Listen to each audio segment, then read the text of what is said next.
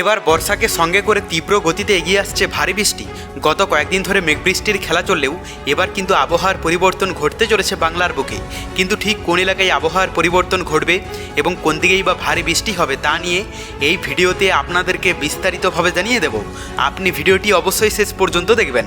ভিডিওটি ভালো লাগলে একটি লাইক করবেন, আর এইরকমই লেটেস্ট ও হেল্পফুল ভিডিওগুলি সবার প্রথম দেখার জন্য আমাদের চ্যানেলটিকে সাবস্ক্রাইব করে পাশের বেল আইকনটি বাজিয়ে দেবেন। চলুন এক নজরে দেখে নেওয়া যাক।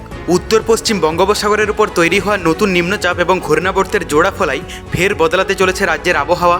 আলিপুর আবহাওয়া দপ্তর সূত্রে জানা গিয়েছে, নিম্নচাপের প্রভাবে দক্ষিণবঙ্গ এবং উত্তরবঙ্গের একাধিক জেলায় বৃষ্টির দাপট বাড়বে। ইতিমধ্যেই রাজ্যের 12টি জেলায় বিশেষ সতর্কবার্তা জারি করা হয়েছে। সপ্তাহের শেষে অর্থাৎ শুক্র ও শনিবার কলকাতা সহ দক্ষিণবঙ্গের সমস্ত জেলায় ঝড় বৃষ্টির দাপট উল্লেখযোগ্যভাবে বাড়বে। এই 2 দিন সব জেলাতেই হলুদ সতর্কতা জারি করা হয়েছে। বিশেষ করে পশ্চিম বর্ধমান এবং বীরভূম, সেই সঙ্গে হুগলি, উত্তর 24 পরগনা, দক্ষিণ 24 পরগনা ও পূর্ব মেদিনীপুরে ভারী বৃষ্টির প্রবল সম্ভাবনা আছে। উত্তরের পরিস্থিতিও খুব একটা আলাদা নয়। উপরের দিকের 5 জেলায় বিক্ষিপ্তভাবে ভারী বৃষ্টি হতে পারে। এর মধ্যে জলপাইগুড়ি এবং আলিপুরদুয়ারে বৃষ্টির পরিমাণ সবচেয়ে বেশি থাকতে পারে। তো এরপর আমরা যদি লাইভ আপডেটটা দেখে নিই, প্রথমে আমরা যদি আজ সকালের দিকে পশ্চিমবঙ্গের দক্ষিণবঙ্গের এলাকাগুলোর কথা বলি, তো এখানে কলকাতা থেকে শুরু করে হাবড়া, হুগলি, ভাটপাড়া, কৃষ্ণনগর, বহরমপুর, মুর্শিদাবাদ, সেই সঙ্গে বর্ধমান, চন্দ্রকোনা, বাঁকুড়া, আসানসোল, পুরুলিয়া, জামশেদপুর, চাকুলিয়া, এই সমস্ত এলাকা এবং সেই সঙ্গে সমুদ্র উপকূলবর্তী এলাকার মধ্যে হলদিয়া, সাগরদ্বীপ, কাকদ্বীপ, এই এলাকাগুলোতে বৃষ্টির সম্ভাবনা দেখতে পাওয়া যাচ্ছে সকালের দিকে। তবে তার মধ্যেও কিছু এলাকা আছে যেগুলোতে পরিমাণ অনেকটাই কম ইফেক্ট থাকবে কিংবা পরিষ্কার আবহাওয়া দেখতে পাওয়া যাচ্ছে। এখানে খড়গপুর থেকে শুরু করে বাঁকুড়া, দুর্গাপুর, উপরের দিকের কথা বলতে গেলেই দেওঘরের কাছাকাছি এলাকাগুলোতে মোটামুটি পরিষ্কারই আবহাওয়া থাকবে। এরপর আমরা যদি উত্তরবঙ্গের আবহাওয়াটা দেখে নিই, তো এখানে দার্জিলিংয়ে অনেকটা অংশেই পরিষ্কার আবহাওয়া থাকলেও কালিম্পং, কার্শিয়ং থেকে শুরু করে জলপাইগুড়ি, আলিপুরদুয়ার, কোচবিহারে হালকা থেকে মাঝারি বৃষ্টি হতে পারে। আর বাংলাদেশের কথাই আমরা যদি চলে আসি, তো এখানে সমুদ্র উপকূলবর্তী এলাকাগুলোতে হালকা ইফেক্ট থাকবে। সেই রকমভাবে ভারী বৃষ্টির সম্ভাবনা দেখতে পাওয়া যাচ্ছে না, কিন্তু বেশিরভাগ এলাকা জুড়ে কিন্তু পরিষ্কার আবহাওয়া দেখতে পাওয়া যাচ্ছে। সকালের দিকটাতে যে সমস্ত এলাকাগুলোতে পরিষ্কার আবহাওয়া থাকবে তার মধ্যে এখানে যশোর থেকে শুরু করে মাগুরা, ফরিদপুর, মানিকগঞ্জ, গাজীপুর, ঢাকা, মাদারীপুর, চাঁদপুর, বরিশাল, উপরের দিকের কথা বলতে গেলে কুমিল্লা, আগরতলা, এগুলোতে মোটামুটি পরিষ্কারই আবহাওয়া দেখতে পাওয়া যাচ্ছে। কিন্তু এখানে সিলেট থেকে শুরু করে সুনামগঞ্জ, জামালগঞ্জ, ময়মনসিংহ, জামালপুর, গাইবান্ধা, কুড়িগ্রাম, রংপুর, পঞ্চগড়, ঠাকুরগাঁও, দিনাজপুর, বালুরঘাট, নওগাঁ, বগুড়া, এগুলোতে মোটামুটি হালকা থেকে মাঝারি বৃষ্টি হতে পারে, যদিও ভারী বৃষ্টির সম্ভাবনা খুব একটা দেখতে পাওয়া যাচ্ছে না সকালের দিকটাতে। এরপর আমরা দুপুরের দিকে আবহাওয়াটাও দেখে নেব। তো দক্ষিণবঙ্গের কথা বলতে গেলে দুপুর থেকে বিকেলের মধ্যে প্রায় বেশিরভাগ এলাকা জুড়েই কিন্তু বৃষ্টি দেখতে পাওয়া যাচ্ছে। এখানে খড়গপুর থেকে শুরু করে সমুদ্র উপকূলবর্তী এলাকা মানে হলদিয়া, কাকদ্বীপ, সাগরদ্বীপ, পাশাপাশি এখানে কলকাতা থেকে শুরু করে ভাটপাড়া, কৃষ্ণনগর, বহরমপুর, মুর্শিদাবাদ, এগুলোতে হালকা ফুলকা বৃষ্টি হবে। তবে পরিমাণে অনেকটাই কম ইফেক্ট পড়তে দেখতে পাওয়া যাচ্ছে এখানে পুরুলিয়া থেকে শুরু করে বাঁকুড়া, বর্ধমান, এই সমস্ত কয়েকটি এলাকা জুড়ে। উত্তরবঙ্গের যদি আবহাওয়াটা দেখা যায়, তো এখানে দার্জিলিং থেকে শুরু করে কালিম্পং, কার্শিয়ংয়ে হালকা ইফেক্ট থাকবে।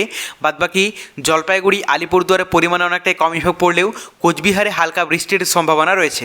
আর বাংলাদেশের কথাই আমরা যদি চলে আসি, তো এখানে সমুদ্র উপকূলবর্তী এলাকাগুলোতে সকাল থেকে শুরু করে দুপুর বিকেলের দিকে পরিমাণে অনেকটাই কম ইফেক্ট থাকবে। কিন্তু সকালের দিকে যে সমস্ত এলাকাগুলোতে পরিষ্কার আবহাওয়া থাকবে সেগুলোতেই আবার দুপুর বিকেলের দিকে হালকা থেকে মাঝারি বৃষ্টি হতে পারে। মানে এখানে যশোর থেকে শুরু করে খুলনা, মাদারীপুর, চাঁদপুর, বরিশাল, নোয়াখালী, ফেনী, কুমিল্লা, আগরতলা, মানিকগঞ্জ, ঢাকা, গাজীপুর, টাঙ্গাইল, কিশোরগঞ্জ, সিরাজগঞ্জ, পাবনা, এগুলোতে মোটামুটি হালকা থেকে মাঝারি বৃষ্টি দেখতে পাওয়া যাচ্ছে। যদিও সকালের দিকটাতে সিলেটের কাছাকাছি এলাকাগুলোতে বৃষ্টির সম্ভাবনা বেশি থাকবে, তবে দুপুর বিকেলের দিকে এগুলোতে আবার পরিমাণে অনেকটাই কম ইফেক্ট পড়তে দেখতে পাওয়া যাচ্ছে।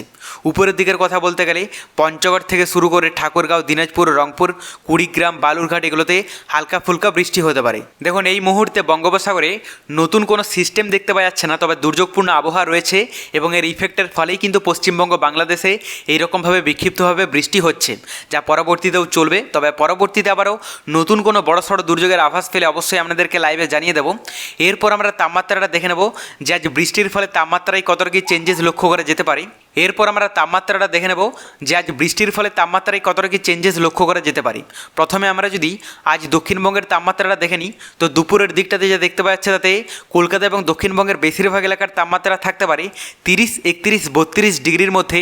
পাশাপাশি উত্তরবঙ্গের যদি তাপমাত্রাটা দেখা যায় তো এখানে দার্জিলিং, কালিম্পং, কার্শিয়ংয়ে 25 থেকে 27 ডিগ্রি থাকবে। আর এদিকে জলপাইগুড়ি, আলিপুরদুয়ার, কোচবিহারের তাপমাত্রা থাকতে পারে 33 ডিগ্রি সেলসিয়াস।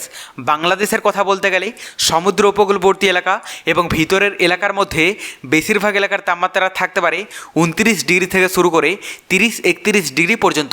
তবে এক্ষেত্রে ঢাকা এবং রংপুর একটু বেশি থাকবে 33 ডিগ্রি সেলসিয়াস। এরপর আমরা রাতের দিকে তাপমাত্রাটা দেখে নেব। তো দক্ষিণবঙ্গের কথা বলতে গেলে কলকাতা এবং দক্ষিণবঙ্গের বেশিরভাগ এলাকার তাপমাত্রা থাকতে পারে 26, 27 ডিগ্রি সেলসিয়াস। পাশাপাশি উত্তরবঙ্গের যদি তাপমাত্রাটা দেখা যায় তো এখানে দার্জিলিং, কালিম্পং, কার্শিয়ংয়ে 20, 21 ডিগ্রি থাকবে। আর এদিকে জলপাইগুড়ি, আলিপুরদুয়ার, কোচবিহারের তাপমাত্রা থাকতে পারে 26 ডিগ্রির মধ্যে। বাংলাদেশের কথা বলতে গেলে সমুদ্র উপকূলবর্তী এলাকা এবং ভিতরের এলাকার মধ্যে বেশিরভাগ এলাকার তাপমাত্রা থাকতে পারে 27 ডিগ্রি থেকে শুরু করে 28 ডিগ্রি পর্যন্ত। তবে পরবর্তীতে বঙ্গোপসাগরে নতুন কোনো দুর্যোগের আভাস পেলে অবশ্যই আপনাদেরকে লাইভে জানিয়ে দেবো। তার জন্য চ্যানেলটিকে সাবস্ক্রাইব করে রাখতে ভুলবেন না।